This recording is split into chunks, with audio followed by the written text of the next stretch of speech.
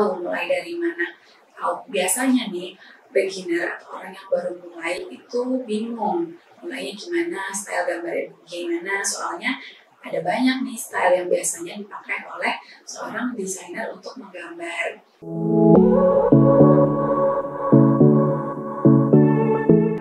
Halo teman-teman semuanya, selamat datang kembali di channel The ALKHANSAS Show. Kali ini aku mau sharing dengan teman-teman semuanya tentang 5 cara mendesain baju untuk pemula. Oke, cara yang pertama itu adalah teman-teman menentukan dulu nih lini fashion mana yang teman-teman tuh ingin jadikan sebagai fokus. Karena kenapa? Ada banyak lini. Di awal itu kita tuh nggak bisa ngejalanin semuanya. Karena itu bisa membuat apa? Yang pertama, itu bisa membuat kita sendiri sebagai desainer tuh kehilangan arah. Terus yang kedua, itu juga bisa membuat target pasar kita atau konsumen kita menjadi bingung nantinya kalau misalkan kita tuh terlalu banyak lininya. Nah, cara menemukan lini mana itu kalau aku sih biasanya gini, kita kombinasikan 3 hal ya. Yang pertama itu apa sih yang kamu suka? Jadi kayak desain seperti apa yang kamu suka, desain baju-baju apa yang kamu suka gitu kan. Terus yang kedua itu ada pasarnya nggak? Atau kayak ini bajunya tuh akan punya fungsi nggak sih? Kayak akan ada yang pakai nggak sih? Karena kan beberapa baju kan memang tidak untuk dipasarkan ya, tapi misalkan ada yang untuk fashion show aja, ada yang untuk galeri aja, ada yang untuk manggung aja gitu. Nah terus yang selanjutnya itu apa yang bisa kamu efektif lakuin di awal gitu kan, karena ketika kita baru memulai mungkin agak susah untuk melakukan banyak hal gitu, tapi kita bisa fokus ke hal-hal yang mungkin itu emang udah jadi jagonya kita gitu. Sebenarnya kalau di bisnis itu dibilang itu kayak modal kamu tuh apa, modal tuh nggak mesti uang aja, tapi bisa juga modal kemampuan kayak modal desain. Kalau misalkan kamu punya modal desain tapi mungkin kalau dari segi finansialnya kurang, ya teman-teman bisa fokus ke mungkin baju-baju pre-order, baju-baju special occasion yang materialnya itu bagus, yang desainnya itu unik gitu. Nah tapi kalau teman-teman kuat di modal, terus mungkin teman-teman kuat di network, ya pokoknya yang hal-hal seperti itu teman-teman mungkin bisa fokus ke lini yang ready to wear gitu, yang sifatnya itu lebih ke untuk banyak orang. Itu sih dari 3 hal yang baiknya kita lihat satu-satu dan kita cari perpotongannya di mana.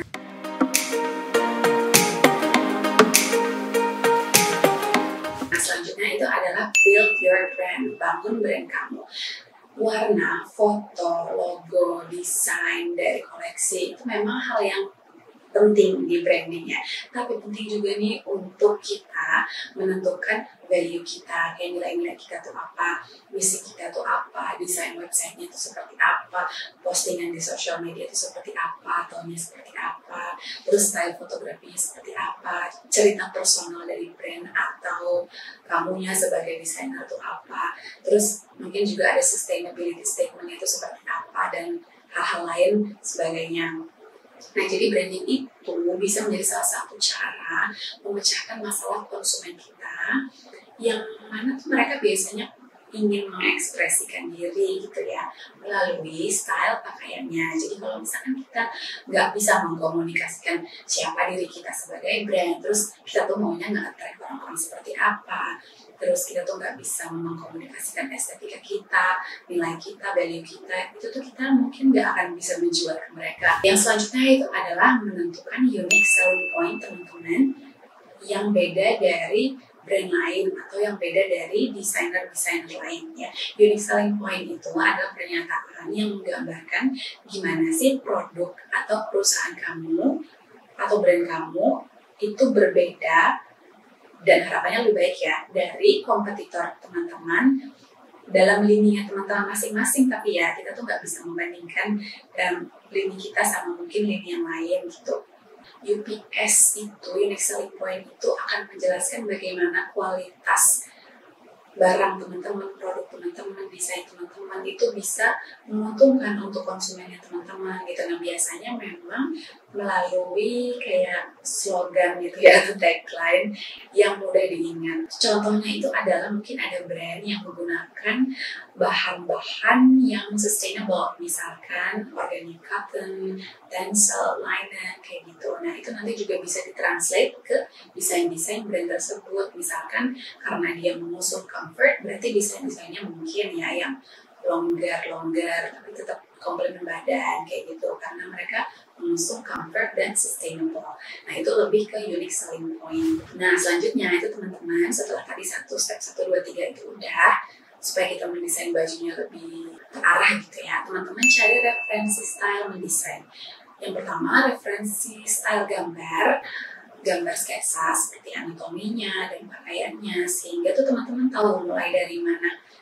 Biasanya nih beginner atau orang yang baru mulai itu bingung mulainya gimana, style gambarnya gimana, soalnya ada banyak nih style yang biasanya dipakai oleh seorang desainer untuk menggambar. Itu coba dicari referensinya, terus tentuin yang mana yang paling cocok sama karakteristik teman-teman, karakteristik desain gambar teman-teman. Terus latihan sketch atau gambar siluet, details dari bajunya. Misalkan kayak kita melihat dress ya, misalkan dress evening gown misalkan, oh dia tuh coba lihat di googling gambar aslinya, terus nanti dicoba latihan siluet dari dressnya, terus nanti misalkan ada lipatan-lipatannya, ada efek-efek flowy-nya gimana, ada efek shiny-nya gimana karakteristiknya kalau pakai kain tertentu, itu efeknya gimana kalau digambar. Kadang tuh kita bisa loh latihan menggambar siluet, efek-efek cahaya dari melihat gambar aslinya. Jadi nanti ketika teman-teman mau aplikasiin di gambar sendiri, udah tahu, oh kalau dia lipatnya ke arah sini gambarnya kayak gini, oh detail di dress tuh ada ini aja loh, ada kuknat loh, mungkin ada brokat di mana gitu. Jadi contoh-contohnya seperti itu. Nah terus teman-teman bisa mulai menentukan jenis baju yang akan didesain oleh brand teman-teman gitu ya. Maksudnya kita fokus setelah tadi latihan, cari referensi, cari estetika, tahu mau ke arah mana, lini yang mana. Nah baru kita mulai menentukan nih jenis baju yang bakal didesain itu seperti apa. Nah terus teman-teman juga nih latihan menentukan warna dan kombinasinya, karena itu penting ya nanti untuk proses desain secara keseluruhan. Teman-teman latihan menggunakan pattern atau motif, having a good eye dalam desain, terutama dalam menentukan warna, itu penting.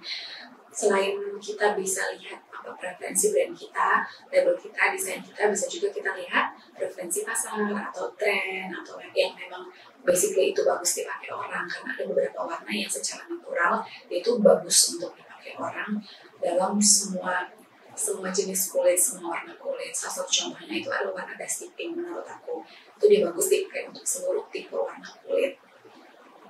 Terus yang terakhir itu untuk kategori cari referensi style mendesain, itu adalah latihan mix and match styling pakaiannya gitu ya. Styling itu dalam artian maksudnya seluruh yang dipakai seseorang. Misalkan kalau baju muslim mulai dari hijabnya, terus tipe hijabnya gimana, terus tipe bajunya kayak gimana, bawahannya kayak gimana, apakah padu padannya mix and match itu udah cocok, apakah siluet seperti ini cocok dengan siluet ini gitu ya.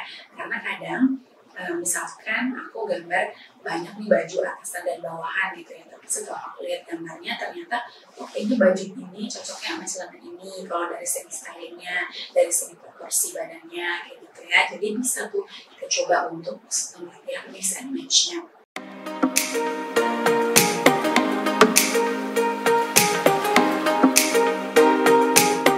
Nah terus selanjutnya yang terakhir, step terakhir itu aku harus bilang, yaitu belajar alur produksi. Paling gak tuh kayak mengetahui ya, teman-teman tahu step by step dari desain baju sampai gimana baju itu bisa diproduksi. Pada dasarnya desain itu kan bisa teman-teman nanti simpan, tapi ada juga yang akan diproduksi dalam tentu aja untuk klien teman-teman, untuk konsumen teman-teman kayak gitu. Jadi penting untuk belajar alur produksinya.